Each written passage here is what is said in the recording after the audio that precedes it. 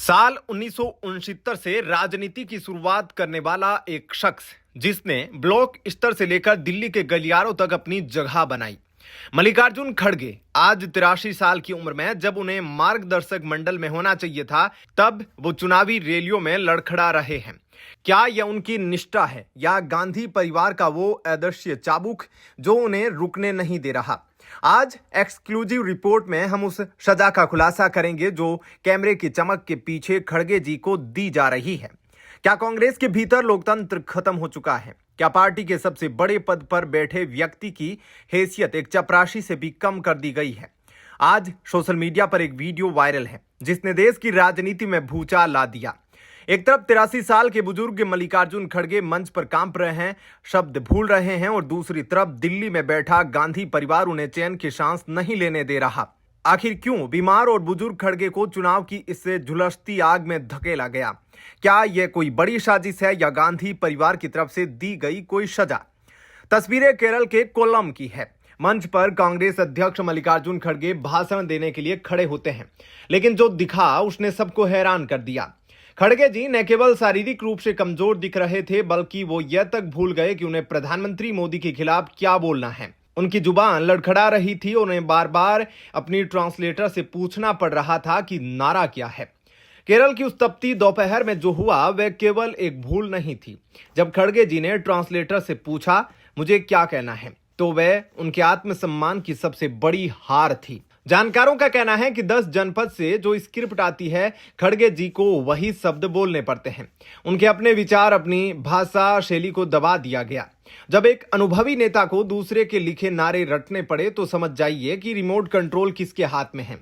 सोचिए, जिस व्यक्ति के कंधे पर पूरी पार्टी को दिशा देने का बोझ है, उसे यह तक याद नहीं कि भाषण में क्या कहना है।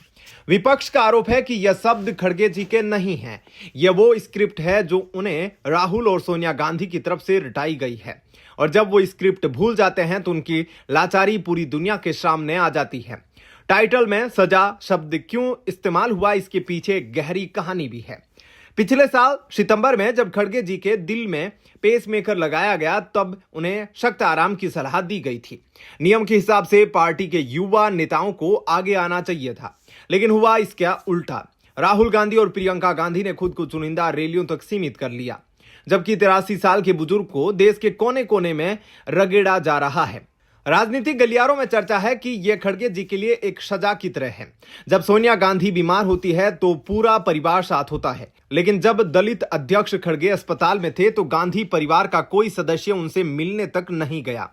क्या खड़गे जी को सिर्फ इसलिए अध्यक्ष बनाया गया ताकि हार का सारा दोष उनके सिर मढ़ा जा सके? इस सजा का एक और सबूत दिल्ली के रामलीला मैदान में मिला। प्रोटोकॉल के हिसाब से पार्टी अध्यक्ष सबसे अंत में और सबसे मुख्य वक्ता के तौर पर बोलता है, लेकिन जैसे ही खड़गे जी माइक की ओर बढ़े, राहुल गांधी ने उन्हें हाथ के इशारों से रोक दिया। देश ने देखा कि कैसे एक निर्वाचित अध्यक्ष को अपने कदम पीछे खींचने पड़े। इतना ही नहीं, खड़गे जी से ऐसे विवादित बयान दिलवाए जाते हैं जिससे उनकी छवि खराब हो। उत्तर भारत के लोगों को अनपढ़ बताना हो या गुजरात के खिलाफ बोलना। जानकारों का कहना है कि यह सब गांधी परिवार के दबाव में किया जाता है ताकि गांधी परिवार की अपनी छवि साफ रहे और खड़गे जी बेड कॉप बन जाए।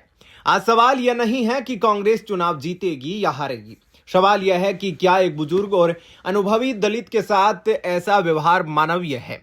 गांधी परिवार खुद को युवा कहता है, तो फिर वो मैदान में पसीना बहाने के बजाय खड़गे जी को क्यों थका रहे हैं?